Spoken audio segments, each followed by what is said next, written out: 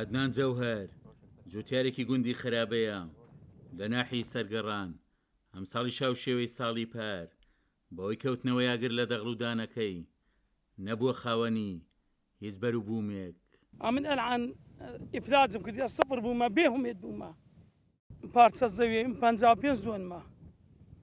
لە قوتوڕایەکی گڕی تێبەر بوو هەموو سوتابای 20 ملیۆنی بەس بەڕەشەیە بە هەمووی بای 45 ملیۆنیە زیاتر کەمتر نییە هەمووی سوتا بووە خۆڵە مێشک ئەمن بە یەک جاری سفر هاتمە دەرێ جارشکە گەر ئەو هابی ئەمن بێهومێدم زەحمەت فەلاعەتی بکەمەوە ئەگەر ئەو هابی فەلاعەتی پێ ناکرێتەوە. جوتێرانی گوندەکە باس لە پەرستنی ڕووداوی سووتانی دەغڵودان دەکەن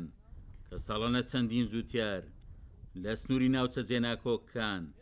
مایە پووز دەکات. کاری سیاسیە بە هەموو جۆرێک هەوڵ دەدەن لێمان تێک بدەن تەرعیدمان بکەن بەڵام ئێمە شەڕی ئێمە ئەو گۆپارێ شەڕی ئێمە دارە ئەکە ئەو گۆپارشمان چەقان بەکە خوێنمان بژێ بەلاش بە سەلاشمان دابڕن ئێمە چۆری ناکەین مرچی خۆمانە بەڵام داواکارم لە سەرۆک پاڤێت هاوکاری عەدنان جەوهەری بکە وەسعی زۆر خراپە بەدار شەڕمانە بەدار سیلاعیژنا بەدار شەڕمانە ئەوان دەیانەوێت ئەو خاکەمان لێ داگیرکەنەوە لێمان داگیرکەنەوە ئیشاءڵڵا ئیشاءڵڵا جێی باب و باپیرانمانە ئەژدادمانە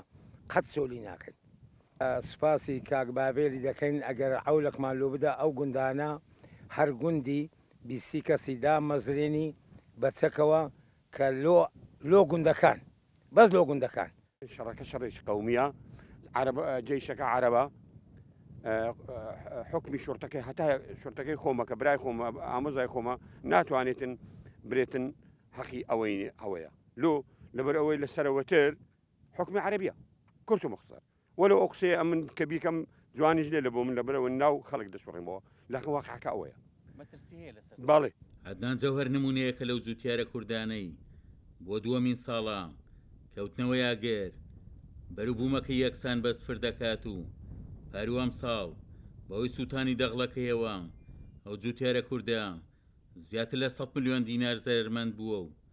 لە چاوەڕوانیەوەدایە بۆی قەرەبوو بکرێتەوە. ڕۆژێک لە بەردەم مەترسی داعش و ڕۆژێک لە بەردەم هەڕەشەی تەعریبدان خواست و داواکاری دانیشتوانی ئەم ناوچەیە پێشمەرگە بۆم سنوورە بگەڕێتەوە تاوەکو بیان پارێزێت لە مەترسی داعش و سەر لە نوێ تەعریبکردنەوەی خاک. عومەر غەریب، کورسات نیوز، گوندی خەرابە لە ناحیەی سەرگەڕان.